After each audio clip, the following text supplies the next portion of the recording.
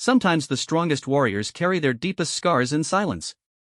When 22-year-old Sarah Martinez walked into the military training facility, her fellow recruits saw nothing more than a quiet girl who seemed out of place among the tough crowd. They laughed at her struggles, whispered about her weaknesses, and never imagined that beneath her uniform lay a story that would leave even the hardest commanders speechless. What they discovered about her past would change everything they thought they knew about strength, survival, and what it truly means to serve your country. This is the real story of how a tattoo revealed a truth so powerful that it silenced an entire room of seasoned military personnel and transformed ridicule into the deepest respect. Sarah Martinez stepped off the bus at Fort Benning on a humid Georgia morning, her duffel bag slung over her shoulder and her heart pounding with a mixture of determination and fear. At 22, she was older than most of the fresh-faced recruits around her, but something in her quiet demeanor made her seem younger, more fragile than the rest. The drill sergeant's barking orders in the distance sent shivers down her spine, not from intimidation, but from memories she had carefully buried. The other recruits barely noticed her as they formed their first formation. Sarah was average height with dark brown hair pulled back in a simple ponytail, her brown eyes reflecting a depth that most people missed on first glance. She wore no makeup, carried herself with careful control, and spoke only when spoken to. In a group of young men and women eager to prove their toughness, Sarah seemed almost invisible. "Look at that one," whispered Jake Morrison, a broad-shouldered kid from Texas who had been the star of his high school football team. He nodded toward Sarah as they waited for their first briefing. "Bet she doesn't make it through the first week." His comment drew chuckles from the group around him. They saw what everyone else saw, a quiet girl who flinched slightly when the drill sergeants yelled, who kept to herself during meals, and who seemed to shrink into the background whenever possible. What they didn't see was the way her eyes constantly scanned her surroundings, the careful way she positioned herself near exits, or how her hands sometimes trembled before she forced them to stillness. The first weeks of basic training were brutal for everyone, but Sarah seemed to struggle more than most. During physical training, she lagged behind the group, her breathing labored as she pushed herself to keep up. The obstacle courses left her exhausted and scraped up, while others seemed to bound through them with ease. When it came to combat training, her movements were tentative, almost fearful, as if she was fighting against some internal resistance. "Martinez!" Drill Sergeant Williams would bark. "What are you afraid of? The enemy isn't going to wait for you to make up your mind." Sarah would nod silently, push herself harder, and try again. But her fellow recruits had already formed their opinions. During evening downtime, she could hear their whispered conversations about who would wash out first, and her name always topped the list. "I heard she cries herself to sleep," said Ashley Chen, a tough girl from California who had grown up in a military family. "My bunk is 2 over from hers, and I swear I can hear her sobbing at night." The truth was more complicated. Sarah did shed tears in the darkness, but not from the fear her bunkmates imagined. The tears came from memories that training was forcing to the surface, images she had spent years trying to forget. Every time a drill sergeant yelled, every time someone grabbed her roughly during training exercises, every time she felt trapped in a confined space, the past threatened to overwhelm her. But Sarah had a secret that none of them knew. She had survived something far worse than basic training, something that had tested her in ways these young recruits couldn't imagine. The tattoo on her back told that story, but she kept it hidden beneath her uniform, just as she kept her past locked away in the deepest parts of her mind. The ridicule continued as the weeks passed. During weapons training, Sarah's hands would shake slightly as she handled firearms, earning her more criticism from instructors and mockery from her peers.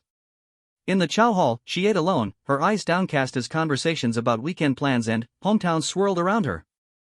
She never talked about her family, never shared stories from her past, and never joined in the late-night bonding sessions that helped other recruits form friendships. "She's just not cut out for this," Jake told his growing circle of followers one evening as they polished their boots. "Some people think they want to serve their country, but when reality hits, they can't handle it." Marcus Thompson, a quiet kid from Detroit who had grown up in tough neighborhoods, found himself watching Sarah more closely than the others. Unlike his fellow recruits, he recognized something in her behavior that they missed. The way she checked corners before entering rooms, how she always kept her back to walls when possible, the careful control she maintained over every movement and expression, these weren't signs of weakness, but of someone who had learned to survive in dangerous circumstances. "Maybe she's dealing with something we don't know about," Marcus suggested one evening, but his comment was quickly dismissed. "Come on, Thompson," Ashley laughed. "Look at her. She probably grew up in some suburban bubble and thought the military would be like summer camp. Reality check is hitting her hard. The assumption stuck. In their minds, Sarah became the privileged girl who had never faced real hardship, who had joined the military on a whim and was now discovering she didn't have what it took. They created an entire backstory for her based on nothing more than her quiet nature and apparent struggles. They pictured her growing up in a comfortable home with loving parents, maybe joining the military to pay for college or to rebel against an easy life. They couldn't have been more wrong. As the weeks turned into months, the gap between Sarah and her fellow recruits seemed to widen. While others began to excel in their training, finding their rhythm and building confidence, Sarah continued to struggle with what appeared to be basic challenges. Her marksmanship scores were inconsistent, her performance on timed runs remained in the bottom quartile, and she still jumped at sudden loud noises. The drill sergeants, particularly Sergeant Williams, seemed to take special notice of her difficulties. During one particularly challenging training exercise involving close-quarters combat, Sarah froze completely when her training partner, a large recruit named David, pinned her to the ground as part of the drill. Her breathing became rapid and shallow, her eyes went wide with panic, and she tapped out immediately. "What the hell was that, Martinez?" Sergeant Williams demanded as Sarah sat on the ground, trying to regain her composure. "The enemy isn't going to let you take a timeout because you're scared." The other recruits watched with a mixture of embarrassment and superiority. This confirmed everything they had suspected about her. She was weak, unprepared, and probably wouldn't make it through basic training. But Sergeant Williams noticed something the recruits missed. In the brief moment before Sarah had frozen, her eyes had gone somewhere else entirely. It wasn't simple fear he had seen, but something deeper, something that suggested this reaction had nothing to do with the training exercise itself. After dismissing the group, Williams found Sarah sitting alone outside the barracks, staring at the ground. Her posture was rigid, controlled, as if she was holding herself together through sheer force of will. "Martinez," he said, his voice gentler than his usual bark. "You want to tell me what that was about?" Sarah looked up at him with those deep brown eyes that held far too much knowledge for someone her age. For a moment, he thought she might open up, might explain what was really going on. But then, the walls came back up, and she gave him the same careful, controlled response she always did. "No excuse, Sergeant. I'll do better next time." Williams studied her for a long moment. He had been training recruits for 15 years, and he could usually read them like open books. The cocky ones who needed to be humbled, the scared ones who needed encouragement, the ones who were naturally gifted versus those who had to work for every improvement. But Sarah Martinez was different. There was something about her that didn't fit any of the usual patterns. "You know, Martinez," he said finally, "sometimes the strongest soldiers are the ones who've already fought battles the rest of us can't imagine." He walked away before Sarah could respond, but his words stayed with her. For the first time since arriving at Fort Benning, someone had suggested that her struggles might come from strength rather than weakness, from experience rather than inexperience. That night, as Sarah lay in her bunk listening to the quiet breathing of her fellow recruits, she thought about the tattoo hidden beneath her military-issued shirt. The design was simple but meaningful, covering scars that told a story of survival, resilience, and a kind of strength that couldn't be measured in push-ups or timed runs. She had joined the military not because she didn't know what hardship was, but because she knew it all too well. She had survived something that would have broken many people, and now she wanted to use that survival for something greater than herself. The ridicule from her fellow recruits hurt, but it paled in comparison to what she had already endured.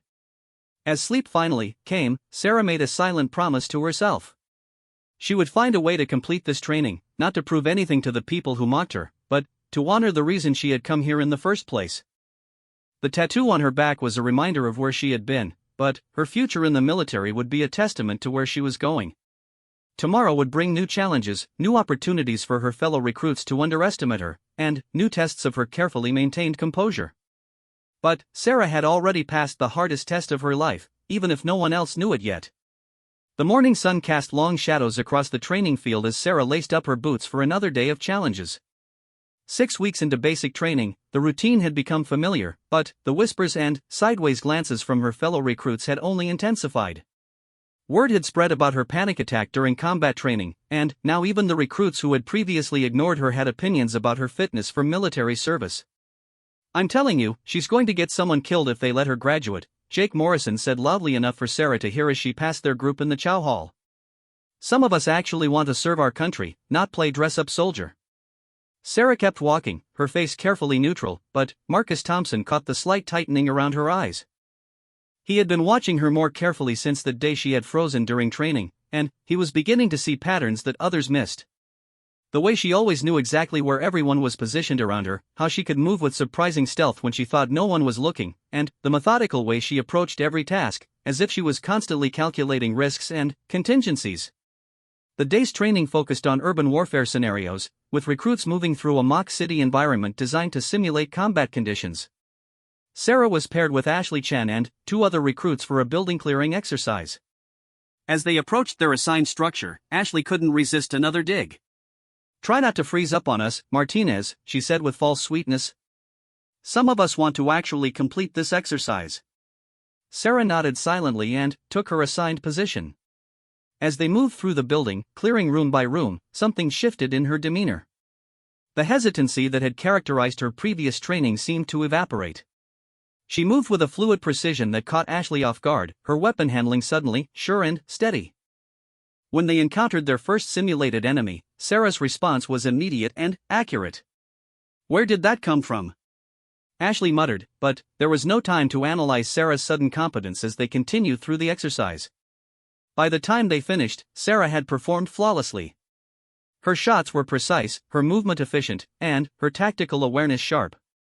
The drill sergeants monitoring the exercise exchanged meaningful glances, but said nothing to the recruits.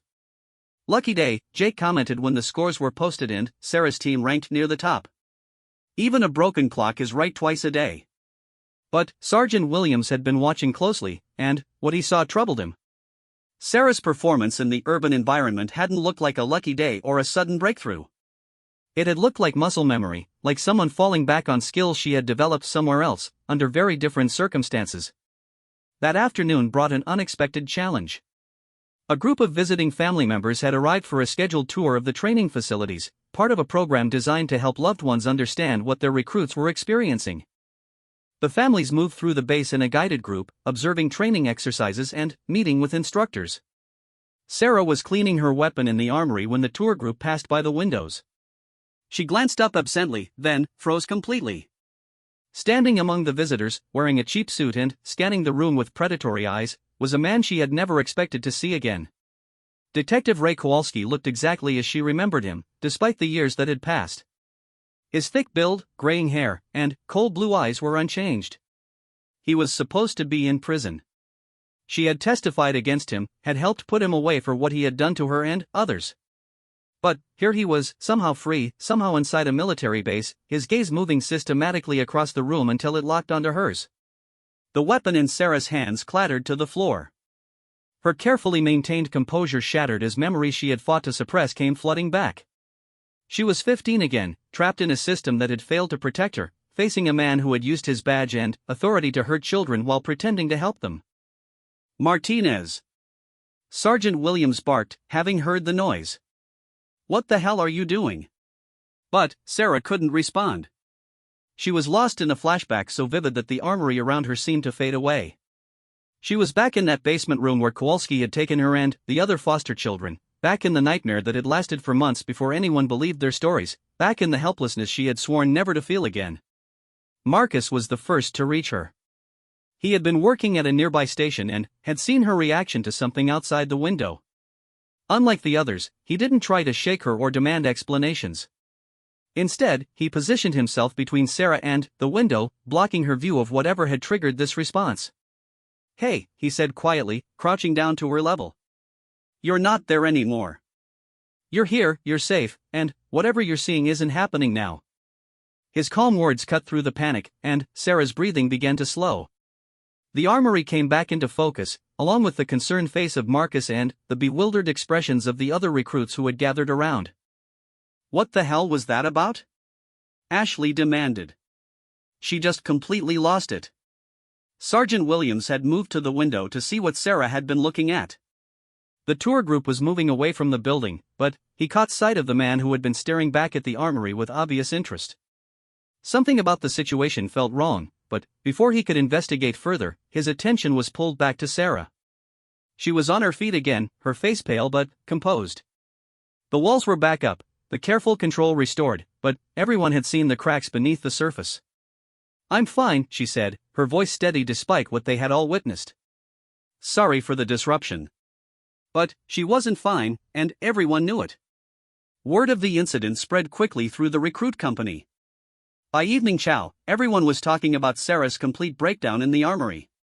The consensus was clear: she was having a mental health crisis and needed to be removed from the program before she became a danger to herself and others. "I feel bad for her," said David, the large recruit who had been her partner during the combat training incident.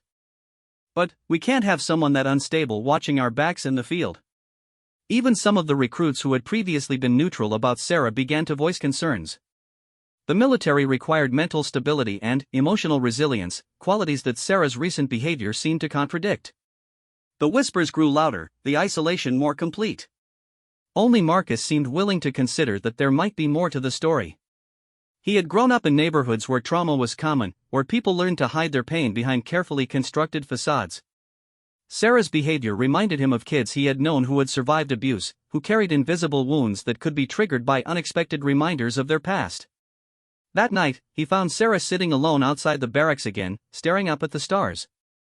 Her posture was rigid with the effort of holding herself together, and he could see the exhaustion in every line of her body. "You want to talk about it?" he asked, settling down a few feet away from her. Sarah shook her head without looking at him. "Nothing to talk about. I grew up in Detroit," Marcus said conversationally. "Saw a lot of people dealing with stuff they couldn't talk about. Sometimes the strongest ones were the ones who had the hardest time with certain triggers." This got Sarah's attention. She turned to look at him, studying his face in the dim light from the base's security lamps. "You think I'm strong?" she asked, and there was genuine surprise in her voice. "I think you've been through something that would have broken most people," Marcus replied. "I think you're here because you're trying to turn that experience into something positive. And I think the reason you're struggling with some aspects of training is because they're bringing back memories you're trying to handle alone." Sarah was quiet for a long moment, considering his words. No one had ever read her so accurately before, had seen past the surface to understand what was really happening. "The man in the tour group," she said finally. "I thought I'd never see him again." Marcus waited, not pushing for more details but making it clear he was ready to listen if she wanted to share. "He was supposed to be in prison," Sarah continued, her voice barely above a whisper. "He hurt kids. Foster kids that no one cared enough about to believe. I testified against him when I was 16. They said he got 20 years. The pieces were starting to come together for Marcus. Sarah's hypervigilance, her difficulty with authority figures, the way she reacted to being grabbed or pinned down, it all made sense now. "Maybe he's out on parole," Marcus suggested gently. "Or maybe it wasn't him. Sometimes trauma can make us see things that aren't really there." Sarah shook her head. "It was him. I know his face better than my own. He's out there, and somehow he knew to look for me here." The paranoia in her voice worried Marcus, but he had seen enough trauma responses to know that just because someone sounded paranoid didn't mean they were wrong. Bad people did sometimes get released early, and abusers did sometimes track down their victims. "Have you told anyone?" he asked. "Sergeant Williams, maybe? Or someone in the chain of command?" Sarah let out a bitter laugh. "Tell them what? That I had a panic attack because I saw someone who might have been a man from my past? They already think I'm unstable. This would just confirm it." She had a point. The military took mental health seriously, but they also needed soldiers who could function under pressure. Sarah's recent behavior could easily be interpreted as evidence that she couldn't handle stress, regardless of the underlying reasons. "Maybe that wouldn't be such a bad thing," Marcus said carefully. "If you're not ready for this, if you need time to deal with your past." "No," Sarah interrupted, her voice sharp with determination. "I didn't come this far to quit now. I have my reasons for being here, and they're bigger than what happened to me as a kid." There was steel in her voice that reminded Marcus why he had suspected there was more to her story. This wasn't someone who gave up easily, despite appearances to the contrary. "Then, you need to find a way to handle the triggers," he said. "Because if you have another episode like today, they won't give you a choice about leaving." Sarah knew he was right. She had worked too hard to get to this point, had overcome too much to let her past derail her future. But the sight of Kowalski had shaken her more than she wanted to admit. If he was really free, if he was really looking for her, then nowhere was truly safe. As they sat in the darkness, both lost in their own thoughts, neither of them noticed the figure watching them from the shadows near the administrative building. Detective Ray Kowalski had indeed been released early on a technicality, and he had spent months tracking down the girl whose testimony had nearly destroyed his life. He had followed her trail from the foster system to a community college, then to her decision to join the military. The tour group had been his way of confirming she was really here, and now he knew exactly where to find her. For Ray, this wasn't about revenge, though that was certainly part of it. Sarah Martinez had grown into exactly the kind of young woman who had always been his preferred target, and now she was isolated, vulnerable, and trapped in a system where her credibility was already in question. He smiled to himself as he watched her sitting with the other recruit. Soon, he would remind her of some lessons she had apparently forgotten about power, authority, and what happened to little girls who tried to fight back against men like him. The next 2 weeks passed in a haze of heightened anxiety for Sarah. Every shadow seemed threatening, every unexpected sound made her jump, and she found herself constantly scanning crowds for Kowalski's face. Her performance in training continued to suffer, and the ridicule from her fellow recruits intensified as her behavior became more erratic. "She's getting worse," Ashley observed to Jake during evening downtime. "Yesterday she practically dove under a table when that helicopter flew over. She's completely losing it." What they didn't know was that Sarah had good reason to be paranoid. Kowalski had been making his presence known in subtle ways, always staying just within the bounds of legal behavior while making it clear that he was watching her. A photograph of her in uniform appeared under her windshield wiper after a training exercise. A bouquet of dead flowers was left outside the barracks with a note that simply said, "Thinking of you."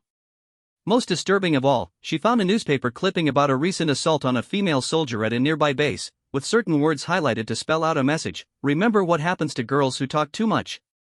Sarah reported none of these incidents. She knew how they would be interpreted by the command structure that was already questioning her stability.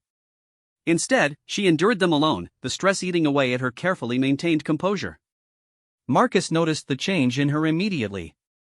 The wariness he had observed before had escalated into something approaching terror, and he could see that she was barely sleeping. "Whatever's going on, you need to tell someone," he urged her one evening after she had jumped violently at the sound of a door slamming. "This can't continue." "I can handle it," Sarah insisted, but they both knew she was lying. The breaking point came during a night training exercise in the woods surrounding the base. The recruits were participating in a survival and evasion drill, split into small teams and given coordinates to reach while avoiding capture by instructors playing the role of enemy forces. Sarah was paired with Marcus, Ashley, and Jake for the exercise, and tensions within the group were already high. "Great," Jake muttered when the teams were announced. "We got stuck with the head case. This should be fun." As they moved through the dark woods, following their assigned route, Sarah's hypervigilance actually proved useful. She spotted two of the instructor enemies long before the others would have noticed them, allowing the team to change course and avoid capture. "How did you see them?" Ashley whispered as they crouched behind a fallen log, watching the instructors move past their position. "Just paying attention," Sarah replied, but Marcus caught the way her eyes were constantly moving, scanning for threats that went beyond the training exercise. They had been moving for about 2 hours when Sarah suddenly stopped, her entire body going rigid with alarm. In the distance, barely visible through the trees, a flashlight beam was moving in a pattern that had nothing to do with the training exercise. "We need to go," she whispered urgently. "Now." "What are you talking about?" Jake demanded. "We're almost at the checkpoint." But Sarah was already moving, abandoning their planned route and heading deeper into the woods. The others had no choice but to follow, confused and increasingly annoyed by her apparently irrational behavior. "Martinez!" Ashley hissed. "Where the hell are you going? The checkpoint is the other way." Sarah ignored her, focused entirely on putting distance between them and whoever was carrying that flashlight. She recognized the way it moved, the deliberate sweeping pattern that spoke of someone hunting rather than simply patrolling. They had got about half a mile off course when Jake finally had enough. He grabbed Sarah's arm roughly, spinning her around to face him. "I don't know what kind of game you're playing," he snarled, "but this stops now." "We're going back to the checkpoint, and you're going to." His words were cut off by the crack of a gunshot echoing through the trees. It was followed by another, then another, coming from the direction they had been originally heading. The 4 recruits dropped to the ground instinctively, their training taking over despite their confusion. "Those weren't blanks," Marcus whispered, his voice tight with fear. Sarah's radio crackled to life with urgent transmissions. Emergency protocols were being activated, all training exercises were suspended, and teams were being ordered to return to base immediately using alternate routes. As they made their way back through the woods, staying off the main paths as instructed, more details emerged through fragmented radio communications. Someone had infiltrated the training area with a real weapon. Shots had been fired near the checkpoint Sarah's team had been heading toward. No recruits had been injured, but only because the area had been evacuated in time. "How did you know?" Marcus asked Sarah as they reached the edge of the base perimeter. Sarah's face was pale in the moonlight, and her hands were shaking slightly as the adrenaline began to wear off. "I recognized his movement pattern," she said quietly. "I've been watching for it." The full implications of her answer hit Marcus like a physical blow. She hadn't just randomly decided to go off course. She had known someone was hunting her, had recognized the threat before anyone else, and her paranoid behavior over the past week suddenly made perfect sense. "The guy from the tour group," he said. It wasn't a question.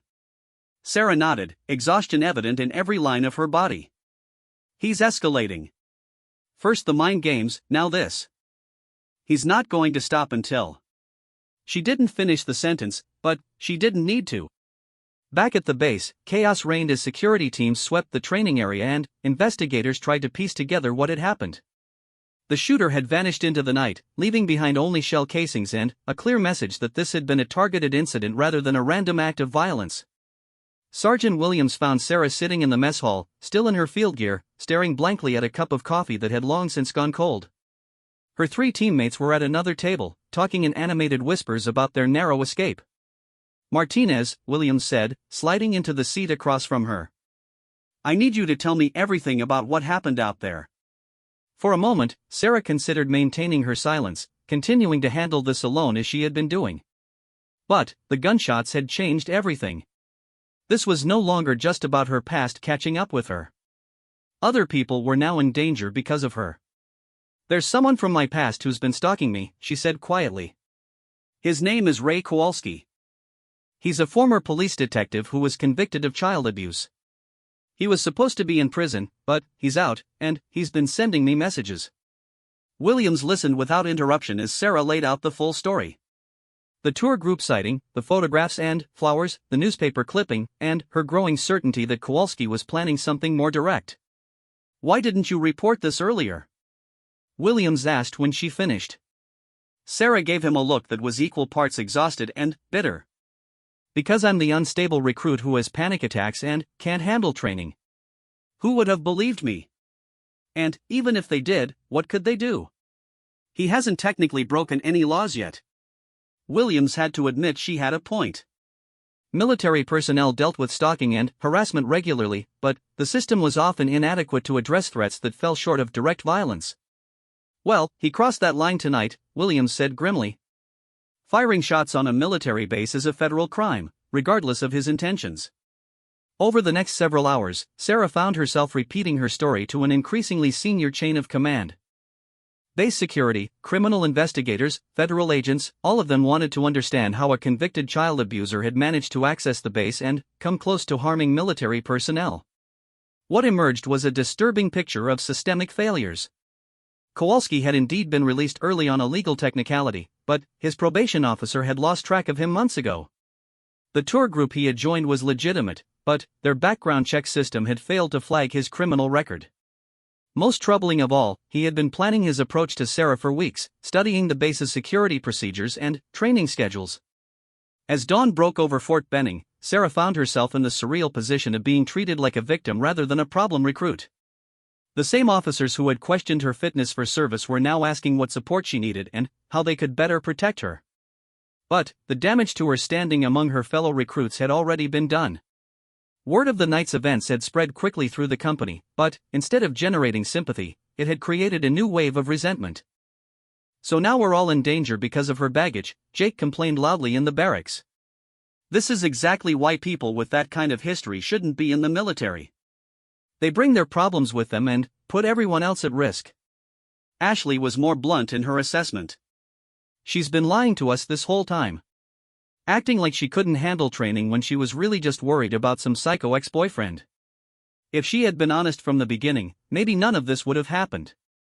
The characterization of Kowalski as an ex-boyfriend rather than an abuser who had victimized her as a child stung Sarah more than she expected. It reduced her experience to something sordid and personal rather than recognizing it for what it really was, the long-term impact of childhood trauma. Marcus tried to defend her, pointing out that she had actually saved their lives by recognizing the threat, but his words fell on deaf ears. The other recruits had found a narrative that made sense to them, and they were sticking to it. Face it, Thompson, Ashley said with finality. She's been playing victim this whole time, and now we're all paying the price for it. As Sarah listened to the conversation swirling around her, she realized that her situation had actually gotten worse despite the validation of her concerns. Before, she had been seen as weak and unstable. Now she was seen as deceptive and dangerous. The irony wasn't lost on her. She had spent years learning to survive, to be strong, to protect herself and others. But the very skills that had kept her alive were now being used as evidence against her character. That afternoon, she was called to a meeting with her company commander, Captain Rodriguez. Sarah expected to be told that she was being discharged from the program, that the risk she posed to base security made her continued presence untenable. Instead, Captain Rodriguez surprised her with a different conversation entirely. I've been reviewing your file, Martinez, he said, spreading several documents across his desk. Your academic records, psychological evaluations, background checks. There are some interesting discrepancies I'd like to discuss. Sarah's heart sank. She had been dreading this moment since the day she enlisted, the moment when her carefully constructed new identity would collide with the reality of her past. Your high school transcripts show a significant improvement in grades starting in your junior year, Rodriguez continued. Before that, you were barely passing. Then, suddenly, you're making honor roll and taking advanced placement classes. Your teacher recommendations from that period describe a remarkable transformation in your character and work ethic. Sarah remained silent, unsure where this was leading. Your psychological evaluation for military service shows someone with exceptional resilience and problem-solving abilities, but also indicates significant trust issues and hypervigilance. The evaluator noted that you seem to be performing normalcy rather than actually experiencing it. Rodriguez looked up from the papers to study Sarah's face. Most interesting of all, your emergency contact is listed as Maria Santos, described as a family friend. But, when we tried to reach her last night, we discovered that Maria Santos is actually a retired social worker who specialized in trauma recovery for adolescents. The pieces of Sarah's carefully hidden past were falling into place, and there was no point in continuing to hide the truth. She helped me when I aged out of foster care, Sarah admitted. Taught me how to function in the world after everything that happened. Including how to hide your history when it might interfere with your goals? Rodriguez asked, not unkindly. Sarah nodded, waiting for the consequences of her deception to fall. But Captain Rodriguez surprised her again. Instead of disciplinary action, he leaned back in his chair and studied her with what looked almost like respect.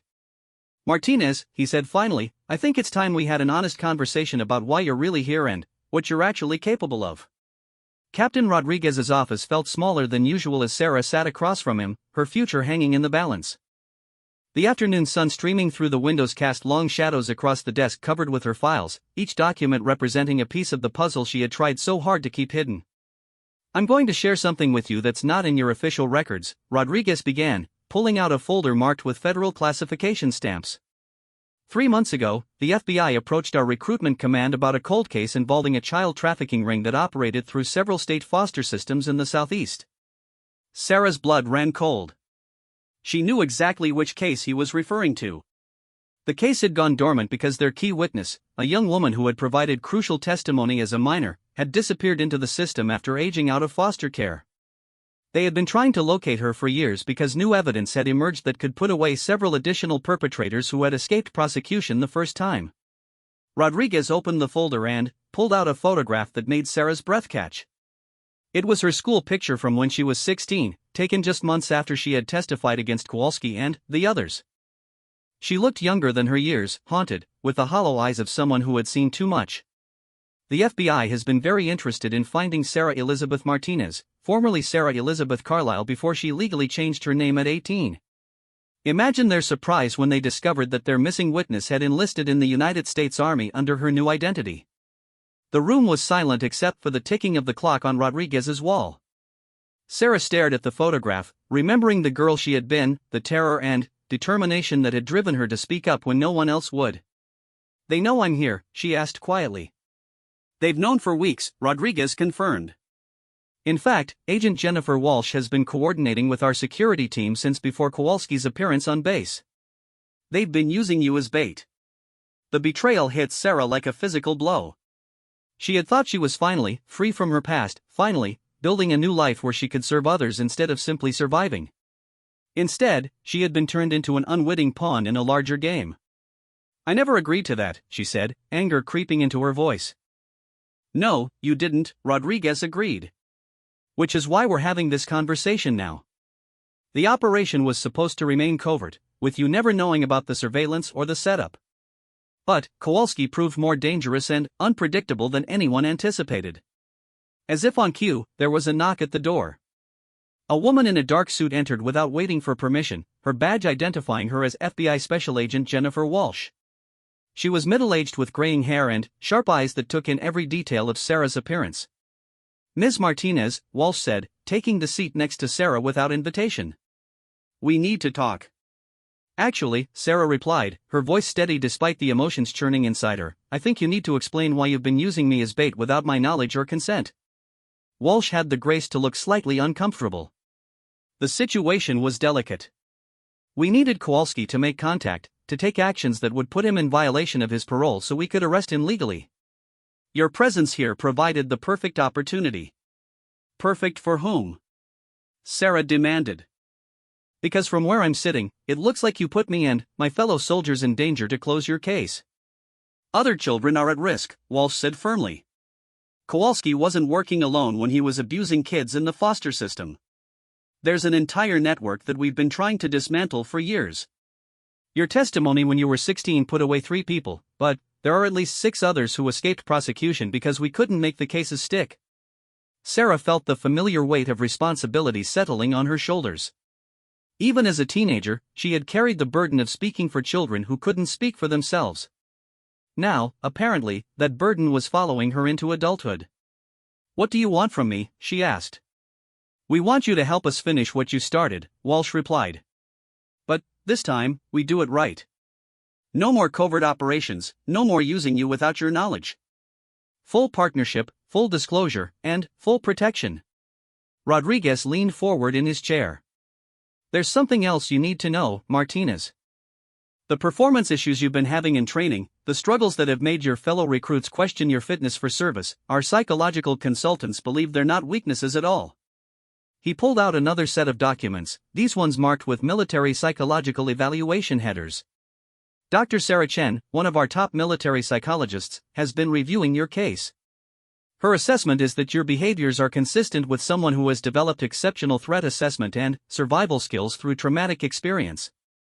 What looks like paranoia to untrained observers is actually hypervigilance that could be an asset in certain military roles." Sarah blinked in surprise. "Asset?" "Your ability to spot threats that others miss, your careful evaluation of every situation, your instinctive understanding of predatory behavior, these are skills that can't be taught," Rodriguez explained. "They have to be developed through experience, usually traumatic experience." Agent Walsh nodded in agreement. "That's why we think you'd be perfect for what we're proposing. Not just as a witness this time, but as an active participant in taking down the network." "You want me to go undercover," Sarah said. "It wasn't a question." "We want to train you properly," Walsh corrected.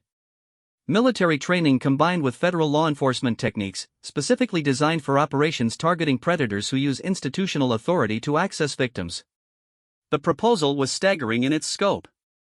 Sarah would complete her basic training, but then be transferred to a specialized program that combined military service with federal law enforcement work. She would become part of a joint task force specifically focused on cases involving abuse of power within institutions, military, law enforcement, foster care, religious organizations. Think about it, Rodriguez said. Instead of your past being something you have to hide and overcome, it becomes the foundation for meaningful service. Your experiences, your skills, your understanding of how these systems work and fail, all of it becomes valuable. For the first time since joining the military, Sarah felt like someone was seeing her for who she really was instead of who she was trying to appear to be. But the offer also meant continuing to live in the shadow of her trauma, continuing to be defined by what had been done to her as a child. "What about my current training?" she asked. "My company?" Rodriguez and Walsh exchanged a glance. "That's where things get complicated," Rodriguez admitted. "Your fellow recruits have already formed opinions about your fitness for service. Their lack of trust in you has become a significant issue for unit cohesion." "They think I'm weak," Sarah said flatly. "They think you're unstable and dangerous," Walsh corrected. The incident in the woods confirmed their worst fears about having someone with baggage in their unit. The unfairness of it stung. Sarah had potentially saved their lives by recognizing Kowalski's threat, but, instead of gratitude, she had earned their resentment. However, Rodriguez continued, there is one way to potentially change their perception. He pulled out one final document, this one bearing the official seal of the base commander. "Tomorrow night, there's going to be a company meeting about the security incident. Officially, it's a briefing on new safety protocols.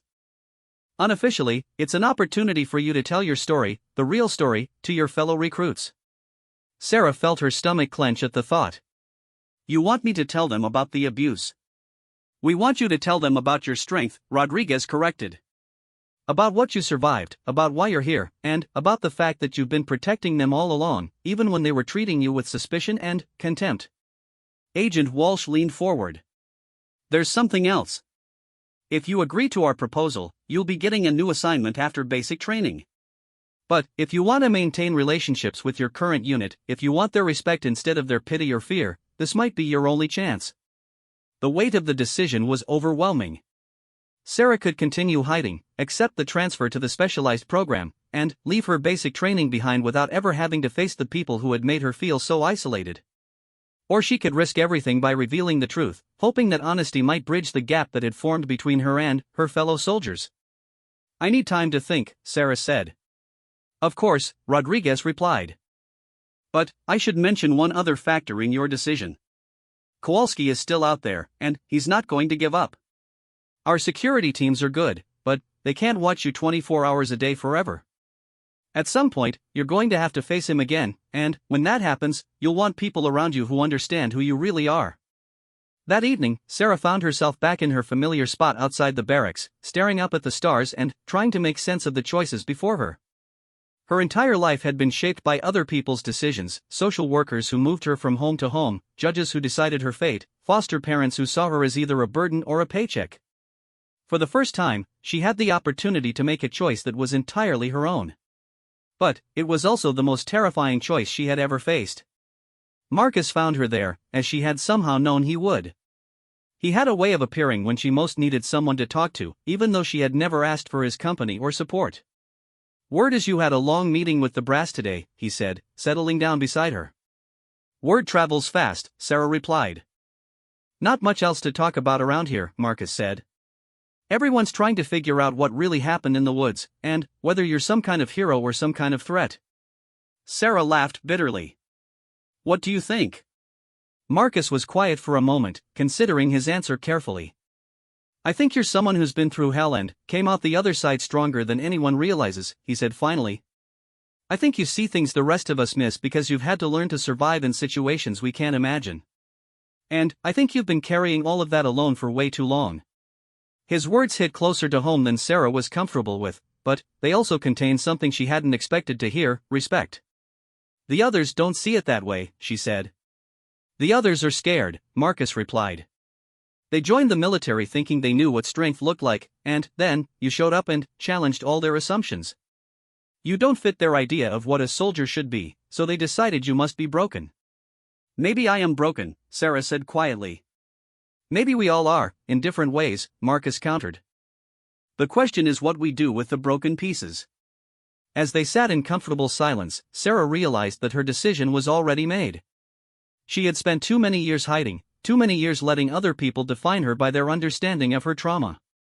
Tomorrow night, she would tell her story, all of it, and let her fellow recruits decide for themselves what kind of soldier she really was. But, first, there was something else she needed to do. Something that would require more courage than she had ever had to summon before. She needed to prepare to face Ray Kowalski one final time. The company meeting was scheduled for 1900 hours in the main briefing room, but Sarah had been awake since 0400, preparing for what might be the most important conversation of her military career. She had rehearsed her words a dozen times, trying to find the right balance between honesty and strength, between vulnerability and competence. As the recruits filed into the briefing room that evening, the tension was palpable. Word had spread that this wasn't going to be a standard security briefing, that somehow it involved the situation with Martinez and the mysterious shooter in the woods. Sarah could feel their eyes on her as she took a seat in the front row, their whispered speculations creating a low buzz throughout the room. Captain Rodriguez entered with Sergeant Williams and Agent Walsh, their serious expressions making it clear that this was no routine gathering. Rodriguez stepped to the podium and waited for the room to fall silent before beginning. "Ladies and gentlemen, what happened in the training area 3 nights ago was unprecedented in the history of this installation," he began. "A civilian with criminal intent managed to access our grounds and discharge a weapon with the apparent intent to harm military personnel." Jake Morrison shifted uncomfortably in his seat, remembering how close they had come to walking into that checkpoint where the shots were fired. "The investigation into this incident has revealed information that affects all of you, but particularly your understanding of one of your fellow recruits," Rodriguez continued. "Private Martinez has volunteered to share her story with you tonight, not because she owes you an explanation, but because she believes you deserve to understand what really happened and why." Sarah stood up slowly, her heart pounding so hard she was sure everyone could hear it. As she walked to the front of the room, she could feel the weight of 40 pairs of eyes following her every movement. These were the people who had mocked her struggles, questioned her fitness, and dismissed her as weak and unstable. Now she had to trust them with the truth. "Most of you think you know who I am," she began, her voice steady despite her nervousness. "You think I'm the weak recruit who can't handle training, who has panic attacks and doesn't belong in the military. You've been waiting for me to wash out because you believe I'm not cut out for this life." Ashley Chen crossed her arms defensively, her expression skeptical. Several other recruits nodded slightly, confirming Sarah's assessment of their opinions. "What you don't know is that I've been a soldier longer than any of you," Sarah continued. "I've been fighting battles since I was 8 years old, when I entered the foster care system after my parents died in a car accident." The room grew quieter as the recruits began to realize this wasn't going to be what they expected. "For the next 7 years, I was moved from home to home, placement to placement. Some families were kind but overwhelmed. Some saw foster children as a source of extra income. And some." Sarah paused, gathering her courage for what came next. "Some were predators who used the system to access vulnerable children." Marcus leaned forward in his seat, his expression encouraging. He had suspected something like this, but hearing it confirmed still hit him hard. "When I was 14, I was placed with a family in Alabama. The foster father was a respected member of the community, a deacon in his church, a man everyone trusted. What they didn't know was that he was part of a network of adults who used their positions of authority to abuse children in the system." Sarah could see the shock on some faces, discomfort on others. This was exactly why she had never told this story before. It made people uncomfortable, made them see her as a victim rather than a person. "The abuse continued for 8 months before I found the courage to report it. But when I did, I discovered that the network included police officers, social workers, and other foster parents. The man who investigated my complaint was Detective Ray Kowalski, and he was one of the perpetrators." Jake Morrison's face had gone pale. He was beginning to understand the implications of what Sarah was telling them. "Instead of helping me, Kowalski used his position to cover up the abuse and threaten me into silence. But I wasn't the only victim. There were other children, other families involved. When I finally found an adult I could trust, a teacher named Mrs. Patterson, she helped me contact the FBI." Sarah's voice grew stronger as she continued, the words coming easier now that she had started. "At 16, I testified in federal court against 11 adults who had been using the foster care system as their hunting ground. My testimony helped convict 7 of them, including the foster father and 2 other men who had abused me directly. Detective Kowalski got 20 years in federal prison." Agent Walsh stepped forward slightly, a subtle reminder of her presence and the ongoing nature of this case. What you experienced in the woods 3 nights ago was my past catching up with me, Sarah continued. Kowalski was released early on a legal technicality, and he's been stalking me for months.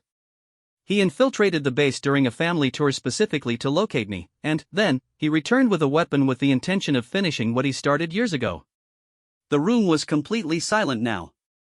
Even Ashley had stopped crossing her arms and was staring at Sarah with a new understanding. Every behavior you've interpreted as weakness or instability has been a survival mechanism developed through years of trauma, Sarah explained.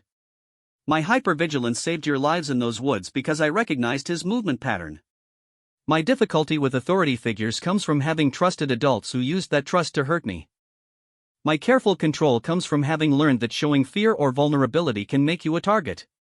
She paused, looking around the room at faces that were now showing a mixture of shame, respect, and understanding. I joined the military not because I didn't know what hardship was, but because I knew it all too well. I wanted to use my survival skills to protect others, to serve something greater than my own trauma. But I also joined because I wanted to prove, to myself and to the world, that what happened to me didn't define what I was capable of.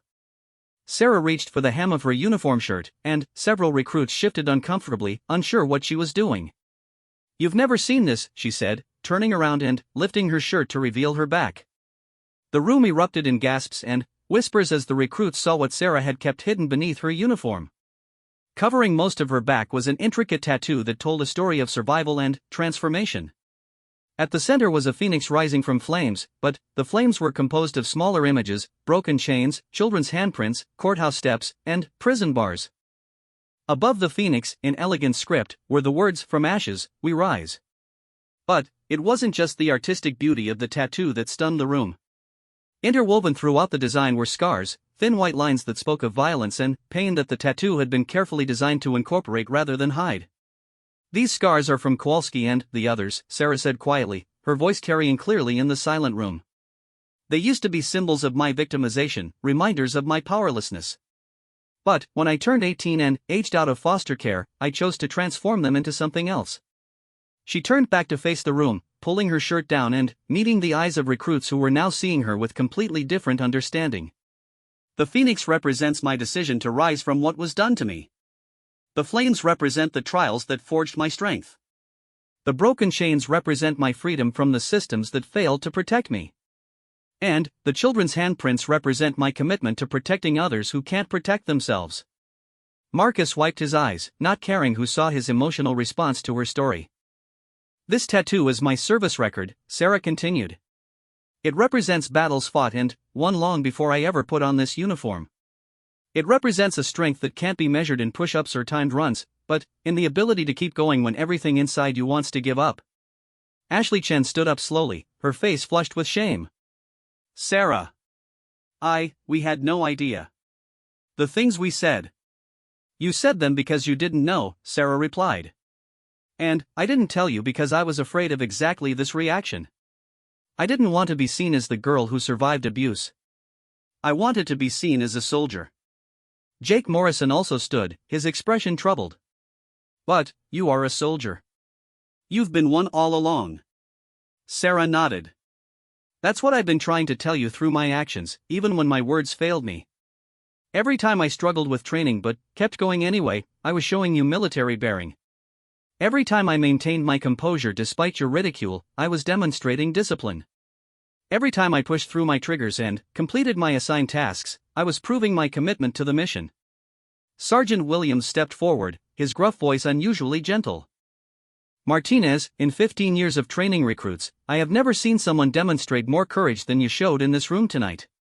The sentiment was echoed throughout the room as recruit after recruit stood up, their faces showing a mixture of respect, shame, and newfound understanding.